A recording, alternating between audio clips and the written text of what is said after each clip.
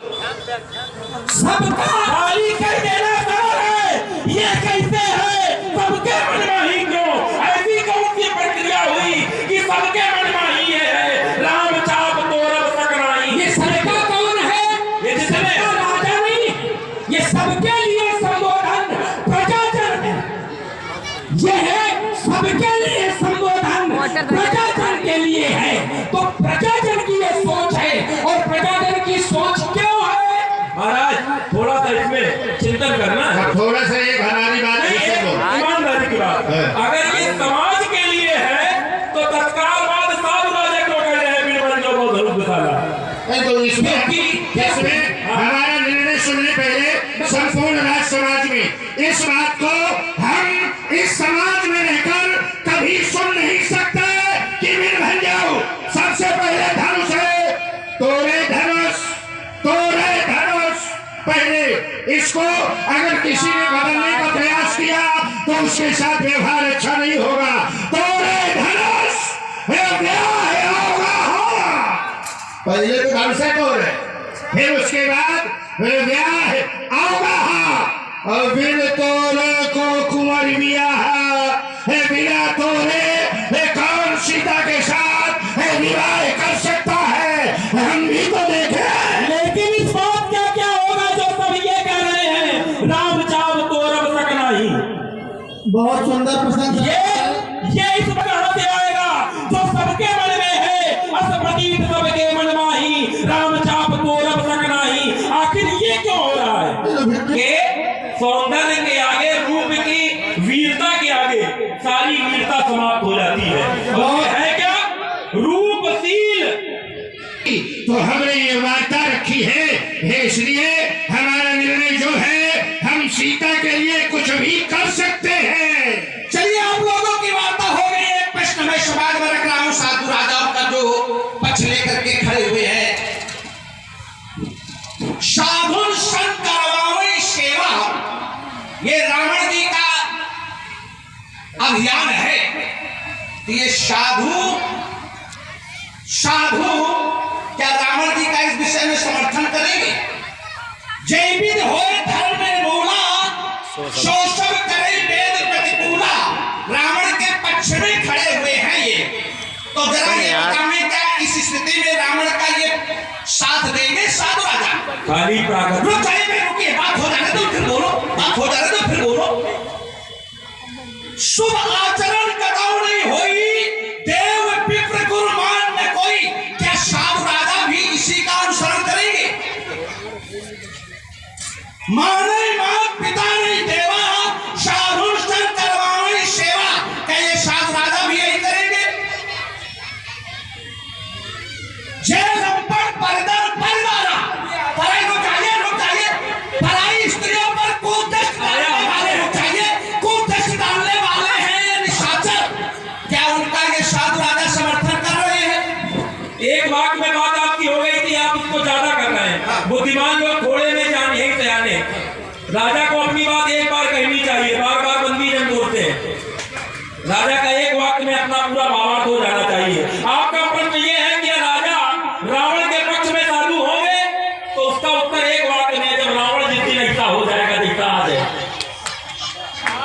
जिस दिन रावण ऐसा हो जाएगा उस दिन साधु तो साधु रहे। भाई आज पाप की थी, अगर इसने की है तो तपस्या की थी भी इन्होंने की है। वहाँ से समाप्त हो गई लेखनी, तीन विविध तख्ती हो भाई, परम उग्र को परम न जाई, कलम तोड़ दी गई। बोले कोई कर नहीं पाएगा, उंगली काटी है कभी सर चढ़ाए अगले ने। भाई रुके, उंगली काटी तुमने कभी? खाली कह दिया यहाँ बैठे हो, यहाँ बैठियो ना। चलिए इससे करोगे, इसकी बात का पुनरावृत्ति करो।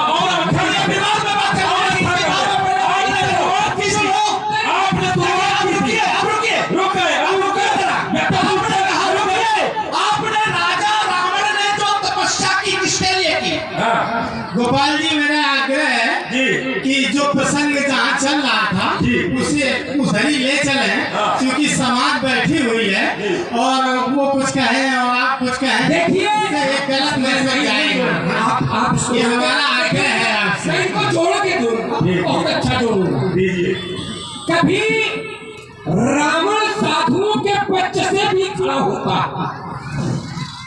रावण के बहुत से ऐसे करते हैं जो साधुओं के पक्ष से खड़े होते और कभी ये साधु रावण से खिले हुए कथा करते हैं, रावण से खिले हुए साधुओं का लड़का है। स्थिति मैं बता रहा, तुमने कहा देव विप्र गुरुमान न कोई, ये रावण का कर्त है, तो इंद्र का कर्त क्या है? विश्वरूप का पद, और देवगुरु बृहस्पति को अपमानित करके इंद्र लोग छोड़ने के लिए विरोध करना। अब बताओ इसमें तुलना कैसे करोगे? यही छोड़ दो, इसी पर छोड़ दो, यही छोड़ दो, चलिए यही छोड़ दो। आपने कहा कि रावण के लिए आप कह रहे हैं कि गुरु को नहीं माना, विश्वरूप का पद इंद्र के द्वारा कर दिया गया, तुमने गुरु को नहीं माना। आज तक रुक जाओ, आज तक कभी जीवन में बता देना कि कोई एक पश्चाताप किया। रुको, बात रखते हो तो धैर्य रखो कि तुमने अगर साधुओं को नहीं माना, गुरु को नहीं माना, कोई एक पश्चाताप किया तो बता देना। और इंद्र ने अगर अपने गुरु का अपमान किया तो उसके बदले उसे पश्चाताप करना पड़ा, पश्चाताप करना पड़ा। और जब व्यक्ति अपराध हो जाता है, जब पश्चाताप करता है तो स्पष्ट होता है उसे अपने अपराध का बोध हो गया है, तभी वो पश्चाताप कर रहा है। अगर उसे अपराध का बोध नहीं होगा तो पश्चाताप नहीं करेगा। अर्थात स्पष्ट होता है कि इंद्र को अपराध का बोध हुआ, तभी तो इंद्र ने पश्चाताप किया। तुम्हें अब तक जीवन में कभी रुक जाइए, दो शब्दों में रावण ने चूंकि अपराध किया नहीं, इसलिए उसे पश्चाताप करने का कोई कार्य करे। जब उसने कोई अपराध किया नहीं, क्योंकि रावण क्या है? पाप रूप, तो पाप कर रहा है, ये अपराध थोड़ा ना। हम जिस रूप में आए हम वो कर रहे हैं, ये पाप थोड़ा ना, ये तो हमारा कर्म है। जिस रूप में आए, पाप रूप में आए तो पाप कर रहे हैं। लेकिन धर्मात्मा पुण्यात्मा वो विश्व रूप का वध कर रहे हैं। बात हो गई। अगर आप हमारी बात को बीच में लेते तो छोड़ दो भाई। विभीषण को किस कोट में रखोगे? क्या विभीषण को किस कोट में ले जाओगे आप? विभीषण निशाचर नहीं कहा? क्या विभीषण को निशाचर नहीं कहा गया? विष्णु भगत जाओ भाई, विष्णु भगत के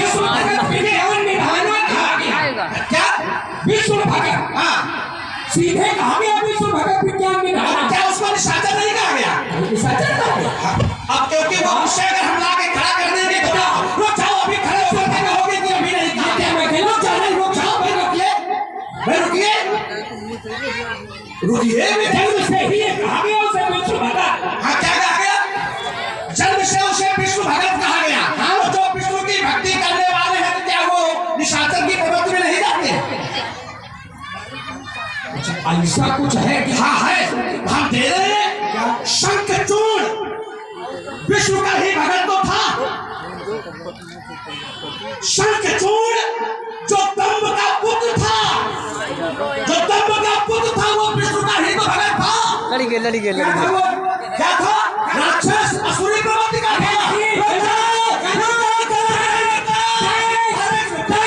इसीलिए कहा था वो सोच के बोलो।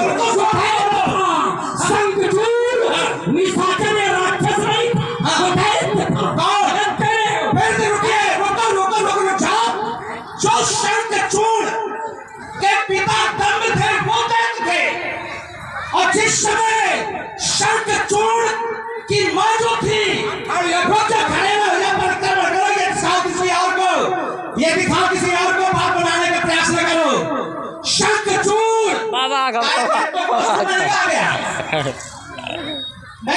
असुर माने क्या होता? असुर की परिभाषा क्या? जो सुर ना हो, जो सुर ना हो वही असुर। तो क्या शंखचूड़ सुर था?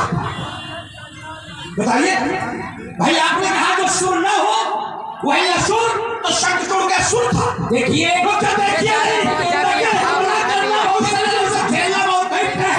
उसी वंश में हुए, दैत्य वंश में हुए।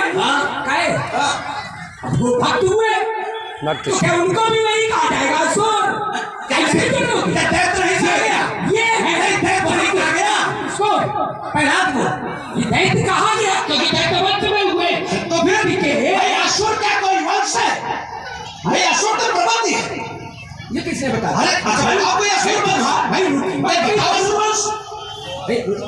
अब बताओ। नहीं देखिए अगर प्रवृत्ति है तो असुर विवाह असुर विवाह है भाई, यही तो बात है। राक्षस विवाह अलग अलग है। ये तुम पता नहीं कैसे ये बात कह रहे हो कि देखिए दिति के गर्भ से कोई अलग, अभी तो कोई सीधे कर्म कुछ नहीं किए। मैं सीधे वर्गीकरण कर रहा हूँ, तो सुने ऐसे थोड़ा निकल जाओगे। वर्गीकरण कर रहा हूँ। कश्यप की पत्नी दिति से जो पैदा हुए दैत्य, अभी तो कर्म किसी ने कुछ किए नहीं। आदित्य से कितने पैदा हुए वो देवता, प्रभागान की चेला है। जल के दानव शत्रु विनिता प्रभागान का इत्यादि इत्यादि है। विनिता के गरुड़ अमरुड़ गोपाल ठीक है। तो तुमसे ज्यादा अभी तक इन्होंने अगर तुम करो कर्म के अनुसार तो फिर इनको दैत्य नहीं कहना चाहिए।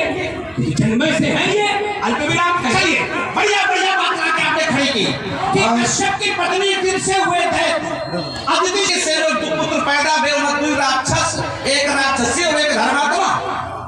क्या बढ़िया है, बड़ा ही सुंदर अभिनय श्री राम। क्या बढ़िया बात करके खड़ा कर रहा। अदिति से पैदा तो दैत्य, आदित्य से पैदा आदित्य, धन से पैदा दानव, विनता का ध्रुवाद याद ला खड़ा किया। काहे कहे किसी से जितने पैदा हुए उन्हें फिर विनता क्यों हो गई?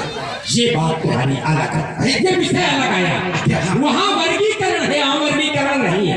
यहाँ क्या है? यहाँ जिस समय मेरी मैया केकसी हमारे पिता श्री विश्ववा के पास गई, उन्होंने कुछ समय रतिदान मांगा। आप घूमते बैठ के बनाइए जा वीडियो। कुछ समय रतिदान मांगा, तो कुछ समय रतिदान मांगने के कारण पिता ने साफ दे दिया कि तुमने कुछ समय रतिदान मांगा है, इसलिए जो तुम्हारी संतानें होगी वो कुकर्म। मेरी भैया चढ़ों में गिर पड़ी कि अगर आपसे संतानें हो और कुकर्म हो फिर हमारी कोख धन्य कैसे होगी? तो कहा इसके बाद जो पुत्र होगा उत्तर पुत्र होगा वो विश्व भक्त होगा, परिणाम स्वरूप विभीषण। तो ये विषय चलिए साफ का स्वभाव देखिए।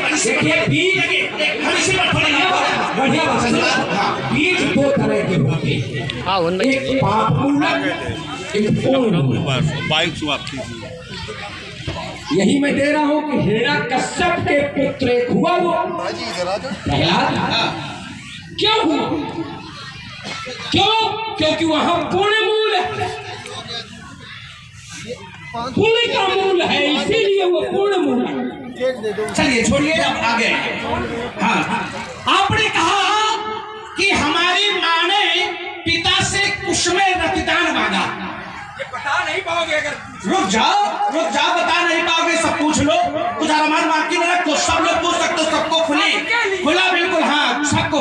अगर कुछ समय रतिदान मांगा तो काहे कुछ समय रतिदान मांगा तो कितने तीन एक साथ पैदा होगा है? क्या बढ़िया समाज में अपने पक्ष ला के खड़ा करती है भाई। कुछ समय रतिदान मांगा तो रावण पैदा हो गया, तो फिर कुंभकर्ण क्यों पैदा हो गया, फिर शूर्पणखा क्यों पैदा हो गई है? अगर कुछ समय ही रतिदान मांगा गया था तो भाई ये क्यों पैदा हो गए? तुम्हारे यहाँ क्या पैदा हुए? रुक जाओ, ये रुको। अब हजम नहीं हो रहा, रुको। अब हजम नहीं हो रहा है, रुको भाई। ये तो तुमने समाज में परोसा है, ये तो तुमने परोसा है कि हमारी माँ ने पिता से कुछ समय रतिदान मांगा था। अरे ऐसे पुत्र जो अपनी माँ के ऊपर ही लांछन लगावे हैं, इन्हें तो चिल्लू भर पानी में डूब कर मर जाना चाहिए। आज के बाद रुक जाओ, ये तुमने कहा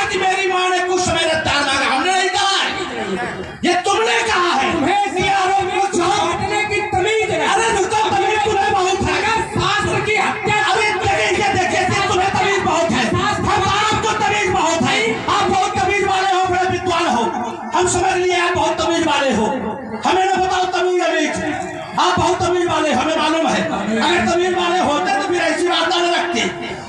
रुक जाओ, हमारी बात का उत्तर नहीं आ रहा है कि भाई नदी दाल मांगा, हम आपकी बात को स्वीकार कर रहे हैं, इतना ईमानदार नहीं मिलेगा। तो रावण पैदा हो गया तो कुंभकर्ण तो अत्याचारी पैदा हुआ, शूर्पणखा के निशाचरी पैदा हुआ।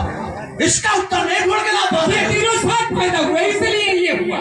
जैसे तुम्हारे यहाँ हिरण्यकश्यप एक साथ पैदा हुआ, और अगर हम ये पूछ देंगे कि प्रहलाद का बीज आज दे रहे समाज में कोई प्रहलाद भक्त कैसे पैदा हुए, बता दे कोई। हमने तो बड़ा बता दिया कि ये था कारण, और सार गर्भित जिन लोगों ने भी वाल्मीकि रामायण पढ़ी होगी उसमें प्रमाणित था। जो चाहे वो देख सकता, उसमें डाल के भी आजकल सोचता। अब तुम बताओ, कोई बता दे हाँ छोड़ो तुम, आर्य माने छोड़ दिया। आर्य माने श्री गोविंद सिंह जी जोधा खेड़ा उन्नाव से पधारे, आपकी ओर से 50 मुद्राओं से दोनों ही कलाकारों का सम्मान किया गया। साथ ही बबलू हंस खेड़ा उन्नाव, आपने भी 50 मुद्राएं, श्री मुनेश हंस खेड़ा उन्नाव, आपने भी 50 मुद्राओं से दोनों ही कलाकारों का स्वागत किया है। और चाचा जी कुछ कहना चाहते हैं। हमें तो ऐसा कोई सूत्र नहीं पता है, तुम्हें कोई सूत्र पता हो तो स्पष्ट करो कि तीनों एक साथ पैदा हो गए, कहने से पता खत्म नहीं होगा। भाई अगर इस तरह की वार्ता रखोगे, अपनी बात बनाने के लिए झूठ बोलोगे, तो फिर अब आप सूत्र रखो कि तीनों एक साथ पैदा हुए। वाल्मीकि रामायण में है तो कोई सूत्र भी होगा, हमें तो भाई पता नहीं। हमें तो अभी तक यही पता चला कि रावण पहले पैदा हुआ, कुंभकर्ण उसके बाद पैदा हुआ, अभी भी उसके बाद शूर्पणखा पैदा हुई। जब 3 संतानें हो गई तो माता ने हमने विनय की, क्या आपकी संतानें सभी कुकर्मा ही होंगी? तब उनकी प्रार्थना को सुना गया और कहा गया कि अब जो पुत्र पैदा होगा वो विष्णु भगत पैदा होगा। अब तुम्हें अगर पता है कि तीनों एक साथ पैदा हुए तो किसी सूत्र से सिद्ध करो, अन्यथा ये अच्छी बातें हमारे सामने मत रखो। अब आई, आपने कहा कि प्रहलाद का बीज का प्रभाव था, वार्ता को सीमित करके प्रस्तुत किया जाए, क्योंकि समय बहुत अधिक हो गया है। यात्रा कर ले है, अगर की वार्ता न रखनी हो तो दूसरी जगह वार्ता कर ले, कोई समस्या नहीं है। सज्जनों, हाँ ठीक है, आप देख रहे हैं, हम बोलते ईमानदारी से बताओ, प्रहलाद का बीज के कारण परिवर्तन था कि घटना के कारण? बीज के कारण। अब यही तो बात है, मैं चाहिए बड़े मतलब ये छोड़ रुको, बीज का परिवर्तन था, और अगर बीज का परिवर्तन था तो प्रहलाद में जन्म से ही वही प्रवृत्ति होनी चाहिए थी। ये बीच में प्रवृत्ति क्यों आई प्रहलाद में? भाई जन्म से प्रवृत्ति हो जानी चाहिए थी प्रहलाद में, दैत्यों वाली, क्यों नहीं? अगर वही बीज का प्रभाव था तो जन्म से प्रवृत्ति बननी चाहिए थी। ये बाद में क्यों घटना कर? बीज का ही प्रभाव था। कुछ प्रबुद्ध लोग हैं, यात्रा करके पहुंच गए होंगे, हमें ज्यादा कुछ कहने की जरूरत नहीं। बस ये टूटेगा चापे बाला पिछला भी तो त्रिभुवन का रिप्ले बचाएगा, ये फंसेगा धराखंड, और ये चंडीगढ़ का काटी लाना भाई, और त्रिभुवन का भाग पूछेगा। ये की चंदास मेरी तो सत्यों के रंग का नाना बजाए, शब्द का का पान हुआ, और किसी पीठ के तारा यदि पे ध्वंसकार हुआ तो कर्म है मेरे अस्त्र शस्त्र, वो नहीं प्रण पाएगा, उसके शरीर को कर बना ये बहुत शर्म पी जाएगा। इसमें हो जाओ तुम सावधान, अब बैठ नहीं चल पाएगा, और सीता के वर के चैन है इसको खंडित हो जाएगा। कहो ना करो, बढ़ाओगे, लगाओ हाथ, अब चीर के डाल दे। लकड़ी चीरी हो, हम नहीं चीरे की बात कर रहे हैं। लकड़ी किसी धोखे में न रहना, लकड़ी जा फिर धोखे में न रहना, दही के धोखे चूना पी जाओ समाते तक फाट जाए। तुम्हारे ऐसे चूना का चाहे जब पी जा था हमारे जैसे चूना का हजम, अब हमें तक नहीं हजम कर पाए, अब आज हजम करे पा रहे हैं। अरे आधो हजम नहीं भाग, रोजे हजम कर। और ये हमारे बंदी माता